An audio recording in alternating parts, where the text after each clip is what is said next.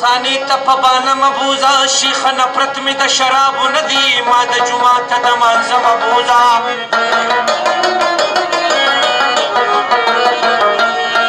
اشنا کمل مې کې دا ستا په سر کې خو ما رقیب له په جرګه مه بوځه چې په کم وخت ما قتلګاله بیایي ما د مغرور په دروازه مه بوځه وخته دا به د احسان وي په ما زما د کلي نه پرده مه